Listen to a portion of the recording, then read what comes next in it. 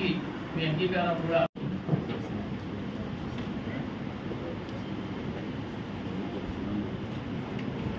बिस्मिल्लाहिर्रहमानिर्रहीम।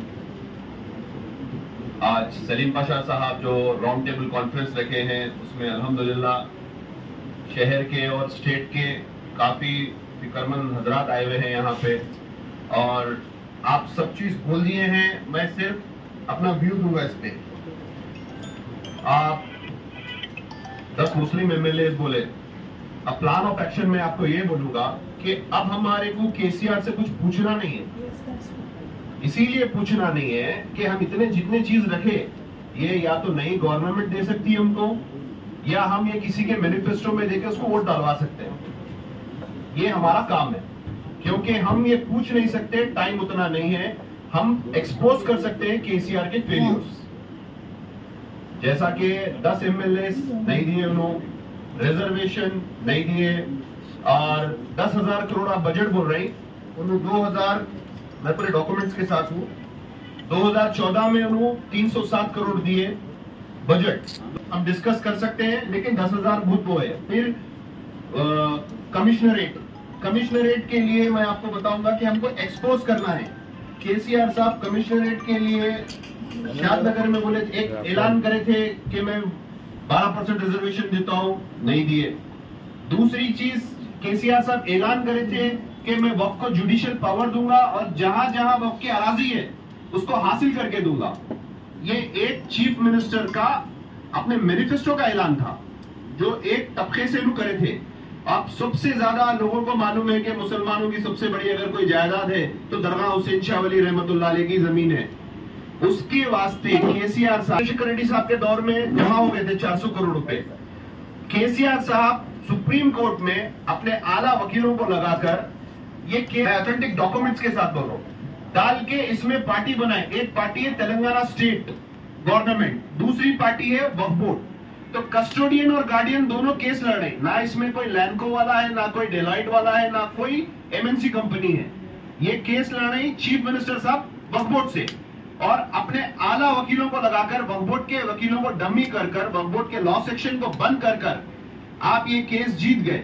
और इसमें एक ऐसा ऑर्डर लेके आए हैं, फिरका परस्त ऑर्डर इसमें ऐसा है एक, कि जितने इंडिया में गजिट है वक्फ के, वो नल एंड वाइट है, सेटिसाइड करा दिया। तो कोई भी गजिट की अहमियत नहीं रखे ये सुप्रीम कोर्ट के ऑर्डर में। आज तक कोई कौन हारे और कौन जीते, अरे हम लैंड को हार गए, हम लैंड को हार गए, केसीआर साहब भी बोल रहे लैंड को हार गए। अकबरुद्दीन ओवैसी साहब असेंबली में बोल रहे, साहब रिव्यू पिटीशन डालिए। अरे भाई खींच लिए तुम, ले लिए तुम, अब रिव्यू पिटीशन किसके लिए डालेंगे? एक एफिडेविट देना है। इस पे भी अगर मैनिफेस्टो में आप अगर अपने ऐड करें, हम आपको वापस दो। आप नागर चलाते बोले थे तेलुगु में, हमारी ये 5 लाख की जमीन है, ये आप हमको वापस दो, और जितनी खाली है इमीडिएटली में 40 डेज में दे दो। बोले ये नहीं दिए। ये जुडिशियल पावर का मैं आपको रिजल्ट बता रहा हूं। उसके बाद फिर आप रेसिडेंशियल स्कूल्स बोले, मैं रेसिडेंशियल स्कूल्स का इंटरनल सर्वे दे रहा हूं आप लोगों को। माइनॉरिटी रेसिडेंट स्कूल में नॉन माइनॉरिटीज भी पढ़ते हैं, नॉन माइनॉरिटीज भी पढ़ते हैं। उसको माइनॉरिटी रेसिडेंशियल स्कूल नहीं बोलना। माइनॉरिटी रेसिडेंशियल स्कूल दौरे इख्तियार राजेश्वर रेड्डी साहब में भी था, शादी मुबारक भी राजेश्वर रेड्डी साहब के दौर में भी थी, कांग्रेस के टाइम में भी थी। सिर्फ इसको थोड़ा चेंज करे, और रेसिडेंशियल स्कूल्स के जितने बिल्डिंग्स है, जैसा सलीम पाशा साहब बोले, इट शुड बी ऑन वक्फ के लैंड पे बनाओ। वक्फ को किराया आता, वक्फ की प्रॉपर्टी भी सिक्योर थी, आप पॉइंट करिए, वक्फ के लैंड पे बनाइए आप रेसिडेंशियल स्कूल्स। दूसरी चीज, ये पूरे जितने टीआरएस के आसामी है उन लोगों की बिल्डिंग्स है। मैं राइट टू इन्फॉर्मेशन के साथ ये चीज बोल रहा हूँ, जितने मैक्सिमम बिल्डिंग्स है ये टीआरएस के लीडर्स के हैं या उनके हामी लीडर्स के बिल्डिंग्स है, जिसको 8 लाख 10 लाख रुपए महाना किराया आ रहा। इवन केटरिंग भी जो उसकी जा रही वो भी वो लोग की है। तो ये बिजनेस उन लोगों को मिल रहा है। अब उसके बाद डबल बेडरूम है, डबल बेडरूम आज तक नहीं मिले हमारे को, ना आज तक हम उसकी पैरवी करें। और उसके बाद आपके खबरस्तानों की प्लेस उन्होंने देंगे कहां से? खबरस्ताना उन्होंने तोड़ दे रहे हैं, हम जाके रुका है तो खबरस्तान नहीं है, हमारे पे केस बुक करते बोल रहे। तो ये चीजों को उन्होंने हमारे को इस्तेमाल कर लिए, हमको एक्सपोज करना है। सबसे बड़ी चीज, उन्होंने मुसलमानों का एक सबसे बड़ा जो असासा था, लैंडको की प्रॉपर्टी, जो हुसैन शाह वली रहमतुल्लाह अलैह की प्रॉपर्टी थी, वो कोई नहीं, केसीआर साहब लूटे। एक लूटने वाला आपको कुछ बांट सकता क्या? जो आपका बचाने का वादा करा वो आपसे खींच ले रहा, आपका खून चूस ले रहा, उन्हें आपको क्या देंगे।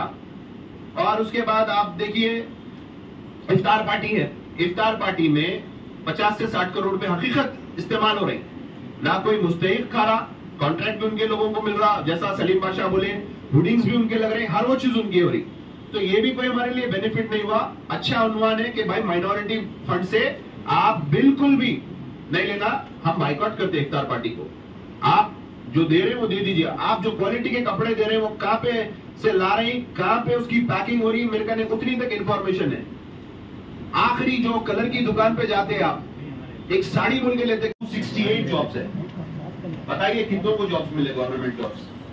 निजामाबाद में 2000 जॉब्स है, मेडचल में, रंगारेड्डी में 1500 जॉब्स है, करीमनगर में, ऐसा पूरी 33 डिस्ट्रिक्ट्स की है लिस्ट। इसमें से माइनॉरिटीज को क्या जॉब्स मिले, हम सवाल नहीं कर सक रहे। अब ये तो हमारे उन्वान थे। अब हमको केसीआर साहब जो देते बोले थे वो नहीं दिए, हमको एक्सपोज करना है।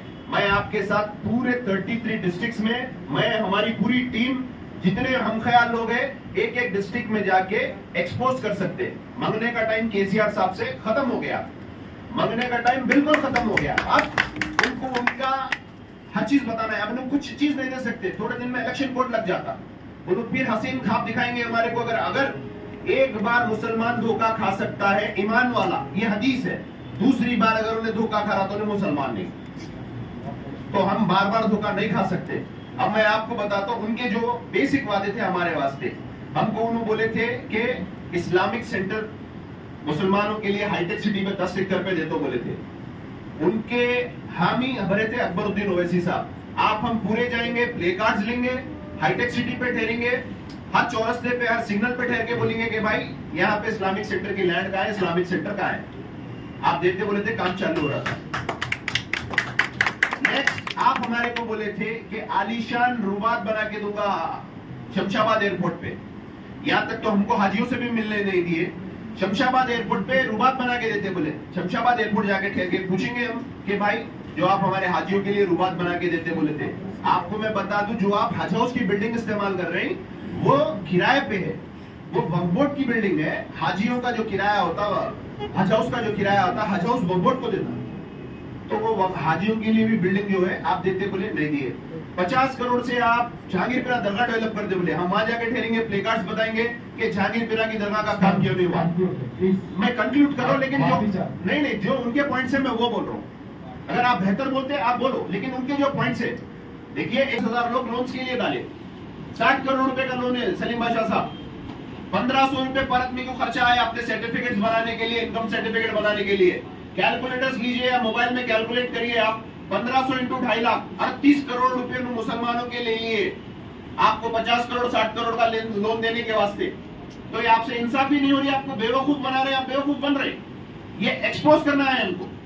आज ये प्लेटफॉर्म पे जितने लोग आए, हर पार्टी से वाबस्ता है, लेकिन हम एक कौम की बात कर रहे हैं, एक हमारे जस्टिस की बात कर रहे हैं, तो खुल के बात करना चाहिए। अगर मैं कहीं गलत हूं बिल्कुल मेरे को बोल सकते, मेरे को नादिम कर सकते हैं, मैं आपको नादिम कर सकता हूं। आप